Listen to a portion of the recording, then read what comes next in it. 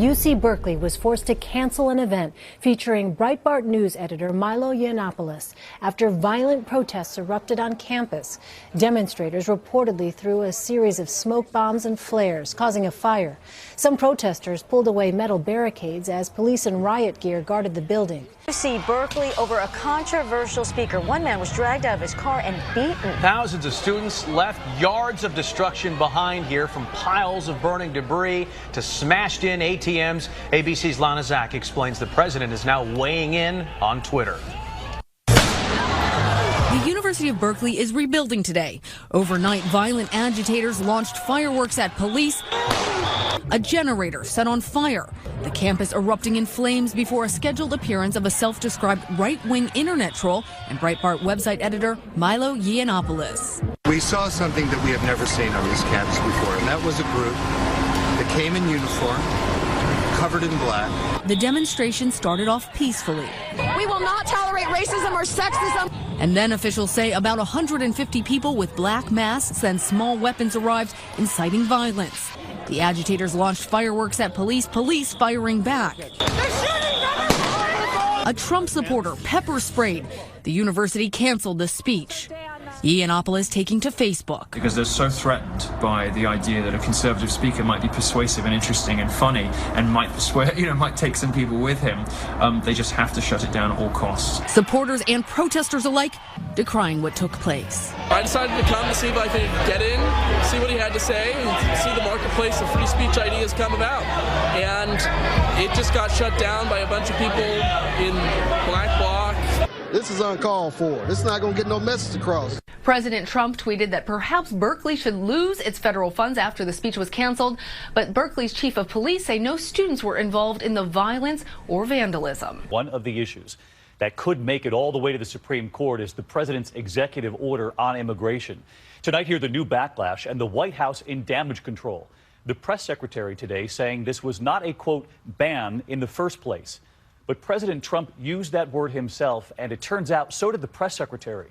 ABC's chief White House correspondent Jonathan Karl.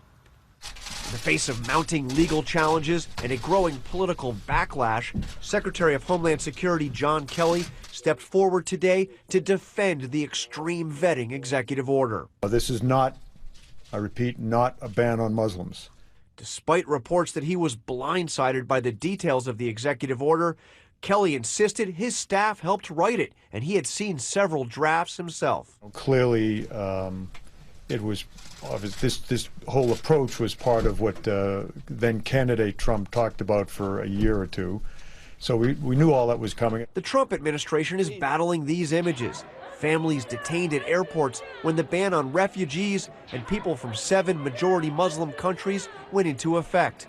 Lives in limbo. And now 2 of America's largest companies, Amazon and Microsoft, are joining lawsuits to stop the order. Speaker of the House Paul Ryan said he wasn't even told about the order until it was signed. No one wanted to see people with green cards or special immigrant visas like translators get caught up in all of this. And so I think regrettably, the rollout was confusing. In damage control mode, the administration announced 872 refugees will be allowed into the country this week because keeping them out would have caused extreme hardship. And the White House press secretary said today the order isn't even really a ban after all. First of all, it's not a travel ban. I think you heard Secretary Kelly, and I apologize. I just want to make sure I get this straight. But wait, the president himself called it a ban in a tweet just yesterday. He's using the words that the media is using. But at the end of the day, it can't... Hold on. It can't be... It can't be... Jonathan, thanks. I'll let Kristen talk.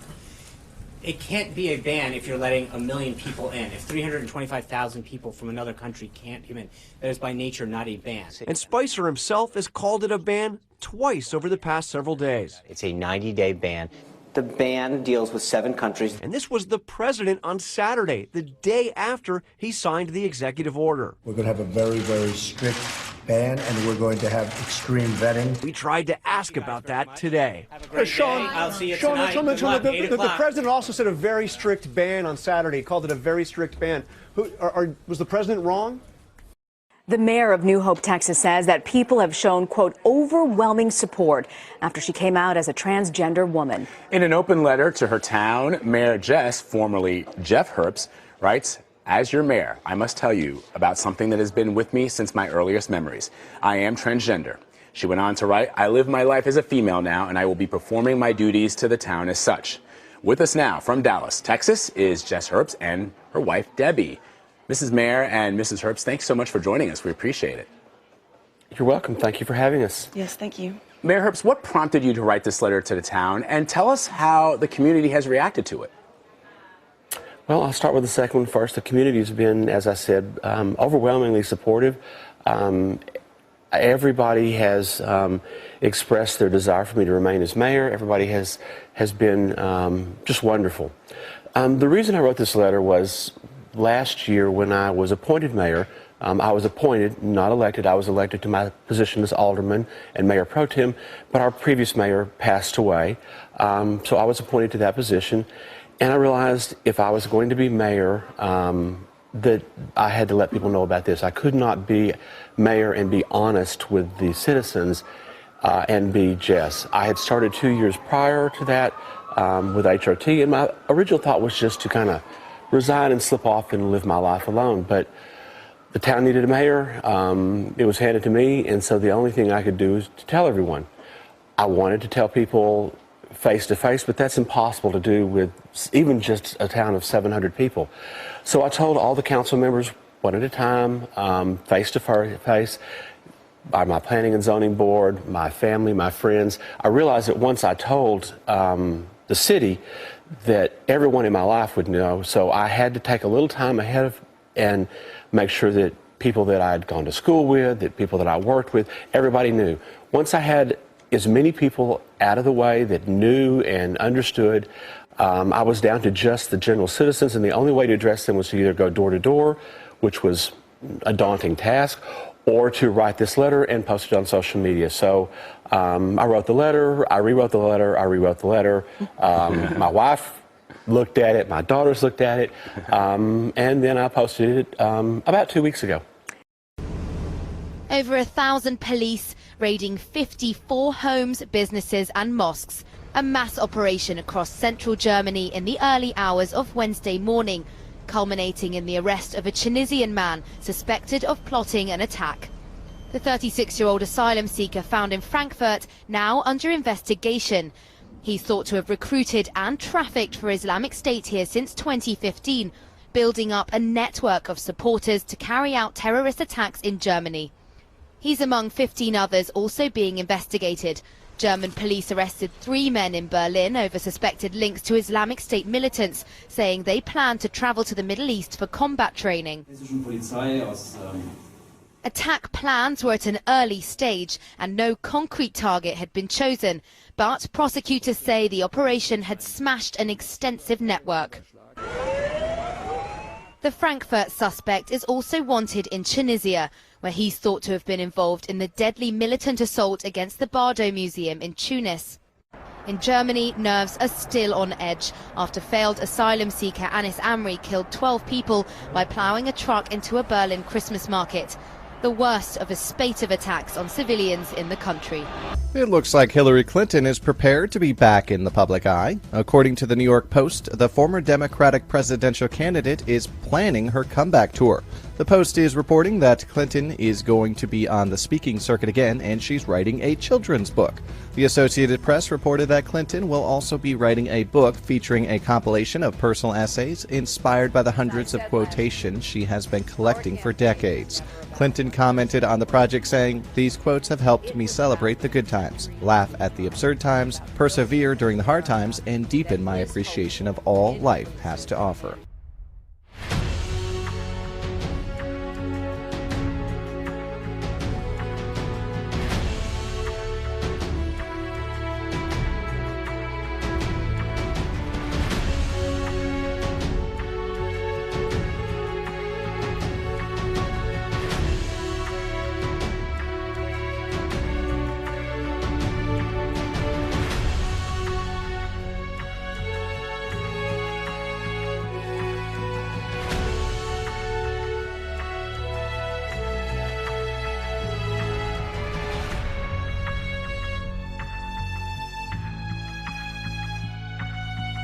After another night of protests in Romania, a political response.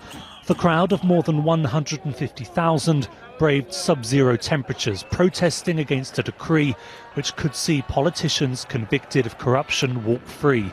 Now the country's president has joined the fight. Regarding the emergency decree, I've decided to file a challenge with the Constitutional Court. It is, in my and the Presidency's legal advisor's opinion, obviously a legal constitutional conflict between the government and the judicial system and Parliament. The decree was passed by the month-old government of Prime Minister Serene Grindanu. It decriminalises misconduct in office if the sums involved are less than $48,000. Opponents see it as the biggest U-turn on anti-corruption reforms since Romania joined the European Union 10 years ago. Romanians are very proud about the fact that they have succeeded with this anti-corruption battle. They have managed to transform the country from being a corrupt, a sort of backwater, which was often facing a lot of prejudice in Europe, to a country which is a model nation for anti-corruption within the region. And they're very proud of that brand, and they want to preserve it. These protests are the biggest seen in Romania since the fall of communism. We came to protect our country against criminals who tried to dismiss the rule of law in Romania, to protect our rights and interests, not theirs. The decree will come into force in little over a week unless the Constitutional Court rules against it. Opponents have promised to continue marching to stop what they call a blow against democracy. The White House has warned the Israeli government to stop announcing plans to build new settlements in the occupied West Bank.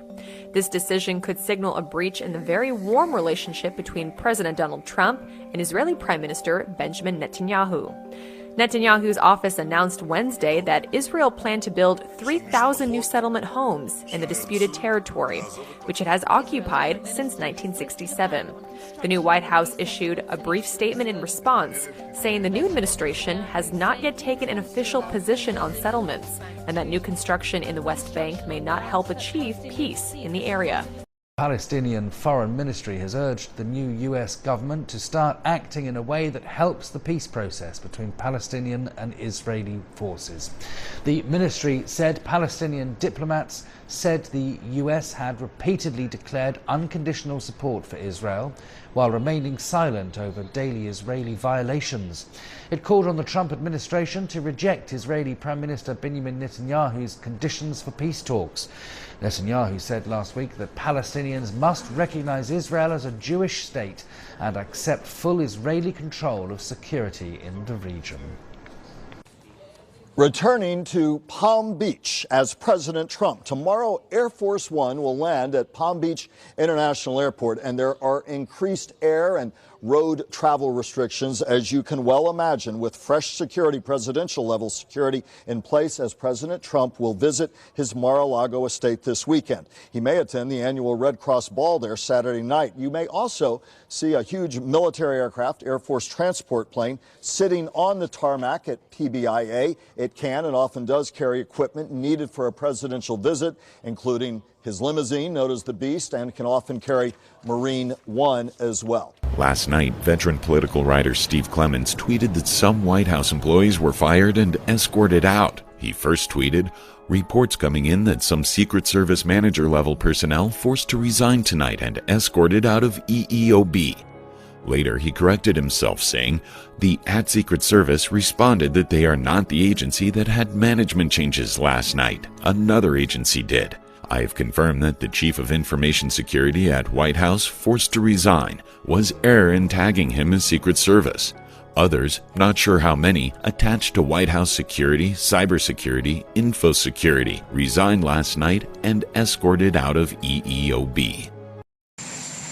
Less than 2 weeks after he took office, and it's already clear that President Trump is going to take a very different approach to Iran.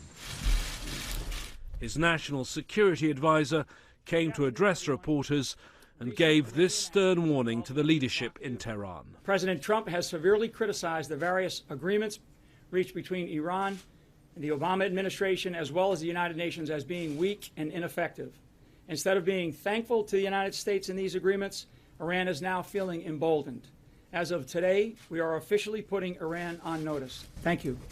General Flynn took no questions. It's not clear exactly what on notice means. It's a clear warning to Tehran, and officials here say all options remain on the table.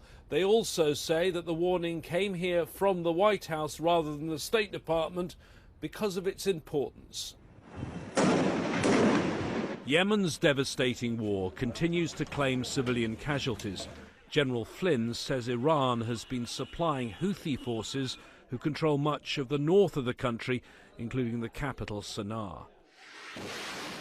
But what's particularly angered the new administration is a medium-range ballistic missile test on Sunday, which they say involved a missile large enough to carry a nuclear warhead. The UN Security Council has already met and discussed the missile test. The Trump administration believes it does not breach the landmark agreement reached in Vienna 18 months ago between Iran and 6 major global nations to limit Iran's nuclear capabilities to civil use only. But I'm told the whole policy on Iran is under review. Before he was president, Donald Trump said it was a bad deal. Already relations between the US and Iran have soured since President Trump took office. Iran is one of the 7 countries on the US visa ban list, and Iran's president, Hassan Rouhani, has labeled Trump a political novice. James Bays, Al Jazeera, Washington. Following breaking news from Paris, a machete attack and shooting near the Louvre Museum created panic in the heart of the French capital. A French soldier shot and seriously wounded a man after he tried to attack another soldier. The man was armed with 2 machetes and carried 2 backpacks. The attack took place in a shopping mall outside the Louvre, one of the most visited museums in the world. About 1,000 people inside were moved to safe areas. Elaine Cobb is near the scene in Paris. Elaine, good morning. Good morning. The chaotic scene unfolded just behind me here at the entrance to the Louvre Museum and the Carrousel du Louvre, the shopping area. Video from outside showed security rushing in as alarms went off. Tourists waiting online to get in looked on with confusion. Some thought it was a drill. Here's what we know. Paris police say the man shouted "Allah Akbar," pulled out what's described as a machete and lunged towards the French soldiers. One soldier fired back, shooting the suspect in his leg and stomach. The attacker is alive but in grave condition. One of the soldiers suffered minor injuries to his head. Police say the man was also carrying 2 backpacks, which immediately raised concerns for possible explosives. The museum was closed as the bomb squad responded. A group of students from University of Georgia were looking at the Mona Lisa at the time when an alarm went off, and they were told to evacuate. They waited 2 hours to leave the building. Visitors were cordoned off and inspected before being led out in groups. There has been heightened security at the Louvre Museum since the attacks on Paris in 2015. The identity of this attacker is not known, nor are his motives clear. But police say they checked the backpacks and no explosives were found.